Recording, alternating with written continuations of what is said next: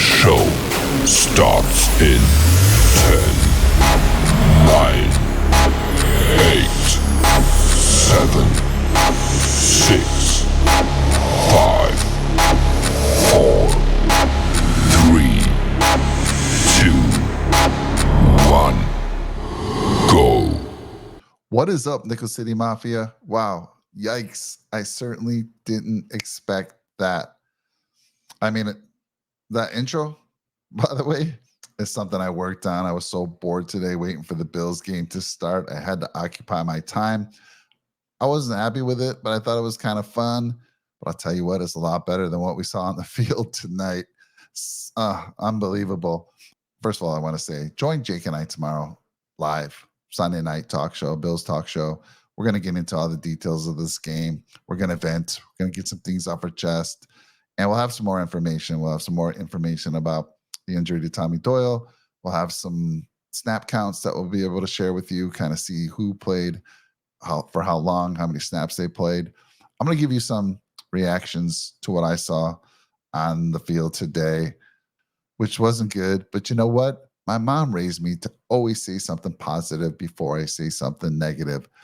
And Mom, I'm trying. I had to really search for some positives in this game, and I have a few for you. So let's get into those, and then we'll get into the negatives, and then we'll go to bed and wake up and hope this was all a dream. Just joking, but we'll be back tomorrow night to talk about it live. Anyhow, positives.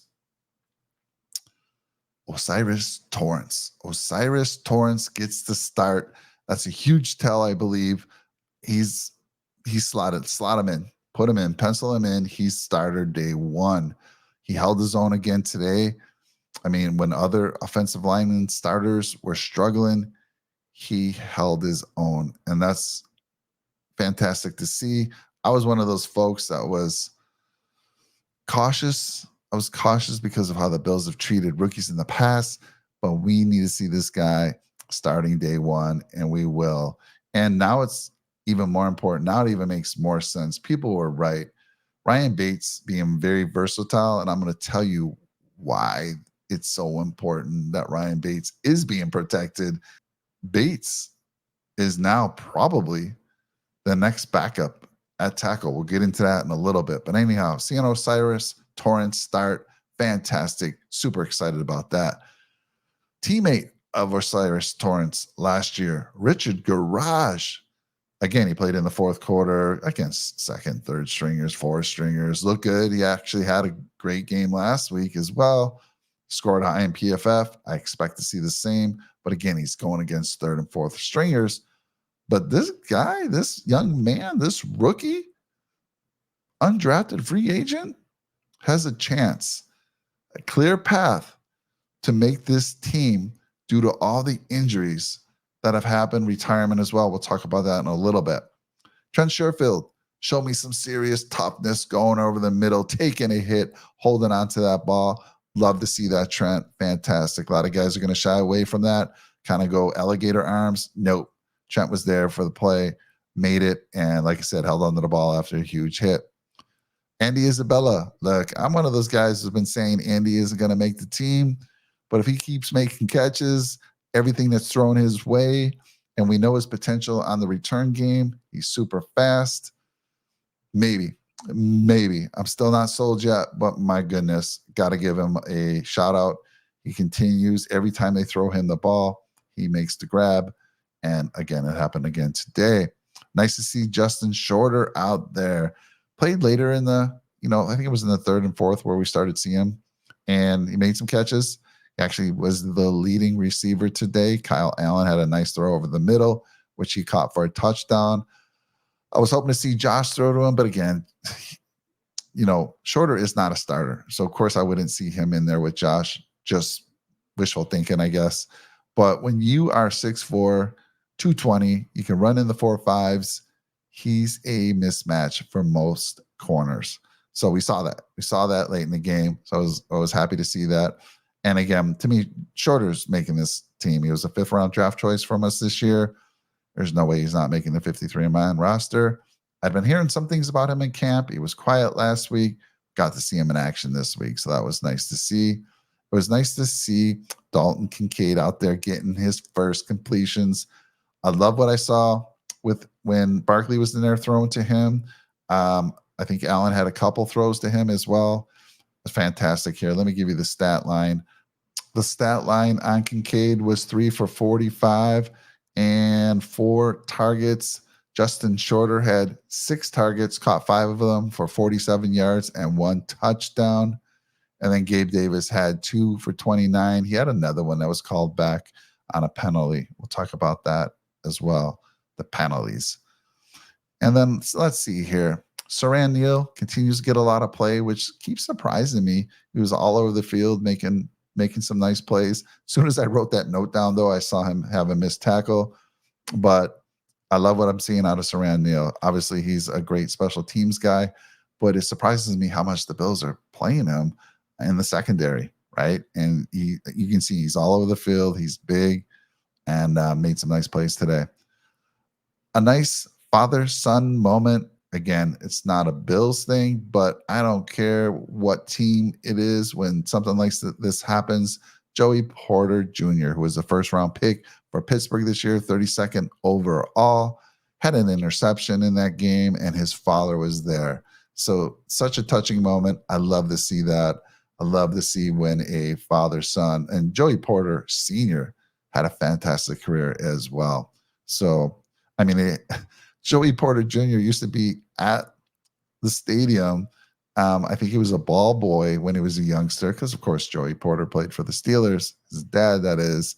And I heard a story today that Mike Tomlin would tell him, he needs to get off you're on the field too much, kid. You need to get off the field. Great story there. Love to see that. All right, let's get into the negatives. And yes, I was reaching for some of those positives. I would love to hear from you as well. What did you see? Were there any positives that came out of this game for you? Because it was slim picking for sure. All right, let's get into the negatives here. Steelers get that big touchdown run early in the game. Those are backbreakers. We've seen this happen to the Bills last year. We saw Dalvin Cook take it to the house. We saw it the year before with both Derrick Henry, and I think it was Damian Harris who took it to the house. You just can't have those. Those are game changers. The team is working so hard, and then you give up something like that, and it changes the game completely, gives the momentum to the other team. The Steelers' first and second stringers outplayed the first stringers for the Buffalo Bills. Josh Allen and that offense was out of sync. It looked like they haven't even had a training camp. I mean, it felt like the Steelers could start today. They're ready to go, which is a big difference from what we saw from the Bills. The Bills were definitely outcoached today. I mean, Mike Tomlin, you got Matt Canada, and I think the defensive coordinator is Teron Austin for the Steelers. They definitely outperformed the coaching staff. I mean, the Bills were just, I mean, they looked like bums flat out. How do I say it any other way? I mean, undisciplined. Let's talk about that for a minute. The Bills had 12 penalties in the first half for something like 90 yards. Yes, 12 for 90 yards in the first half. Oh my goodness. You're not going to win any games like that, folks. You're not going to win many games. So undisciplined. That's on the coach. You don't see a Mike Tomlin coach team have that many penalties. So, I mean, they went into halftime. I'm sure McDermott chewed out a few players. But you got your first teamers and second teamers, 12 penalties in the first half for 90 yards. That's inexcusable. And look, the backup quarterbacks were not any better. I did like sort of what I saw from Kyle Allen. He was playing with 4 stringers, but it's a little telling to me that Barkley came in after Josh Allen was finished. I think Josh played a little over a quarter. Again, join Jake and I tomorrow night. We'll have all the splits, how many snaps everyone played. We'll have more details on things. But it was Barkley who came in after Josh went out. He played with the first stringers for quite some time there. And then it was finally Allen late in the third, maybe early fourth that came in. So we had Kyle Allen, 12 of 15. Hey, 112 yards, 1 touchdown, rating of 120. Barkley, 7 of 12 for 93 yards, 3 interceptions, folks. So can we stop? I mean, what's going on? This backup situation, there really is no quarterback controversy. Everybody last week was like, Barkley's the guy. Barkley's the guy. Well, you saw Barkley with the first teamers. Is that what you want to see? Kyle Allen's still learning the playbook. At least he has an excuse. Barkley doesn't. So I don't know. In either case, it's not looking great. But Kyle Allen, to me, he's now in the driver's seat. We'll see. Next week, we'll see what he gets. He's probably going to start the game. It's going to be very telling who starts next week's game, in my opinion. All right. I'm sorry to say, but Kyer Elam is not going to be starting for us in the near future. He just isn't. Dane Jackson's going to be cornerback number 2. And if Dane was to go down, my guess is that it'd be Benford coming in. I still think Kyer will get a lot of playing time. Don't get me wrong. First rounder, I hate saying this, but he's too handsy. He had a pass interference last week. He had 2 pass interference this week. We've heard it throughout camp. We saw it last year. Old habits are hard to break, people. They really are. So I don't know where you go with this young man. I really don't. I would love to hear your thoughts on this. I mean, Benford was out there. He was okay. At least I don't think he had a pass interference last week. I don't think Benford had a pass interference this week. So that's huge. Like I said, pass interferences in a game, and now the book is out. Everyone knows to watch Kyer Elam. Coaches are going to be screaming about it anytime he's on the field, getting into the ref's ear. And there's going to be a call that costs us a game. So I do not see him starting anytime soon, unfortunately. I'm not saying he won't get there. He's the most athletic corner we have. He's the fastest. He's the tallest. He's the biggest. Just got to stop with the hands, man. You would think somehow, some way they'd be able to prevent that or change that behavior. Just hasn't happened yet. Tommy Doyle injured. Oh, man. It's so sad to see that. I mean, poor kid hasn't gotten a break. This is the second year. I don't know the extent of the injury, but it looked bad. He went off on a cart. Looked like he was in a lot of pain again, which now brings us up to the tackle situation. Why I was talking about Richard Garage having a clear path to making this 53-man roster. If Spencer Brown or Deion Dawkins goes down, we're in a world of hurt, people. World of hurt. Let me talk to you about our backup situation right now with Brandon Shell retiring, with Doyle injured. We don't know the extent of it, but it looked pretty serious. Here's what we have. If either Brown or Dawkins goes down, you got Richard Garage. Hey, I'm not saying anything negative. Undrafted free agent. Looked good last week. Looked good again, but it's fourth quarter time, fourth quarter action he's getting against third and fourth stringers. He does have Torrance as his teammate that could help him out. But again, he's got a clear path to the 53-man roster because it's slim pickings right now at tackle. You got Quessenberry. Quessenberry, are you kidding me? Did you see what Nick Herbig was doing to him? Nick Herbig, I think, is the 4th-round linebacker pick for the Steelers this year. And he was making Quessenberry look like a rookie. Look, Quessenberry struggled last year. Some of that was due to injury. But if he has to come in for any extended period of time, folks, Josh Allen's going to be running for his life. Not a good thing. Got Ryan Van DeMark. Now, Ryan Van DeMark, I'd like to see the numbers on him. Last week, left tackle, he played pretty well. Right tackle, he was atrocious. So again, slim picking. That's it. That is it. So what are we going to do, folks? We got to do something. I know Bean's going to be looking at all these folks that get cut after that third preseason game. Anybody who gets put on a practice squad, we might grab them in a heartbeat. Maybe we make a trade. I think we're going to have to. There's 2 very concerning positions. That is the tackle and the middle linebacker. Let's talk about that. Absolutely horrendous. I mean, that first big play, I'm not going to blame Milano. I'm not going to say Milano had a horrible game, but he didn't have a good game. So, look, that touchdown to Freiermuth, he's not even looking back at the quarterback. He had no idea where the ball was. Easy pitch and catch from Pickett to Freiermuth for that 25-yard touchdown, which was set up by a great special teams return. But on that long run, Milano, Dotson, nowhere to be seen. Our safeties look a little slow. Dare I say that? Am I going to get crucified by everybody by saying that? I don't know, but it just didn't look good. So again, we are in trouble at two positions, big time. Tackle, linebacker, Bean, do some magic, work some magic. We need to make a move to at least solidify the tackle position. And if I had to choose one or the other, I'm probably taking the tackle because we need to protect Josh Allen.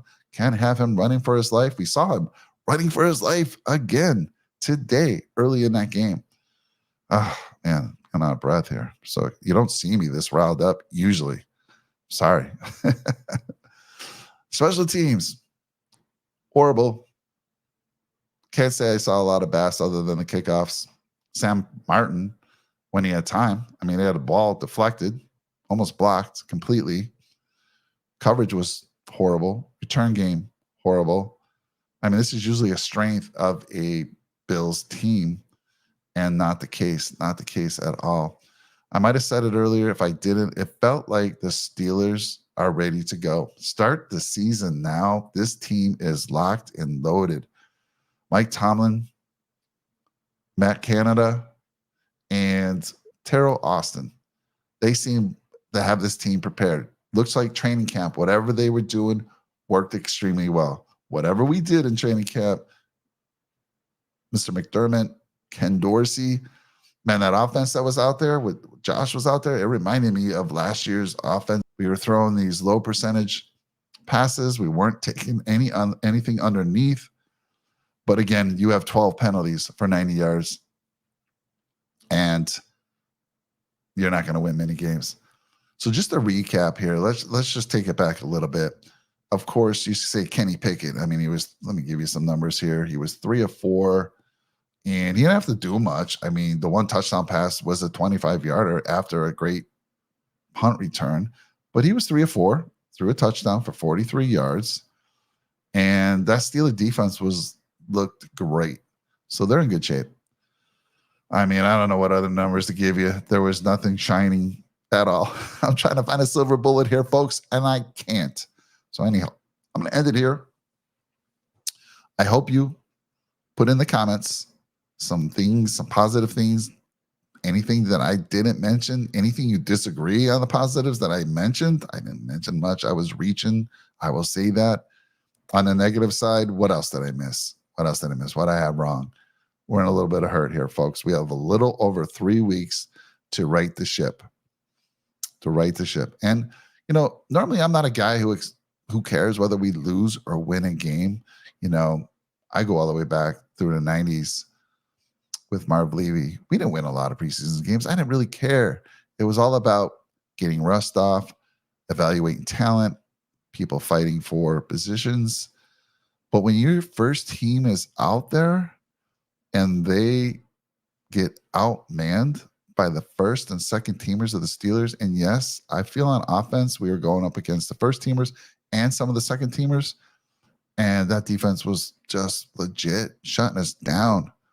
And I don't know, not good. We got one more preseason. What do you folks think about? Do they throw the first teamers out there again in the final preseason game? I don't think they will, nor do I want them to. I don't want to risk injury. Again, we had Doyle get injured, which I pray and hope that young man is okay. Hope it's not season ending, but it didn't look good. But what would you do? Was that offense was so bad, so rusty? Would you put them out again in the third preseason game? Would you risk that? Probably not. I don't know. Anyhow, I hope to see you tomorrow because we need to vent. We need to talk about this, get some things off our chest, and maybe a little therapy. It is preseason, folks. Let me bring it down a notch. It is preseason. I will tell you there's many teams that have done bad in preseason because they're not showing everything. And maybe that's an excuse I can use.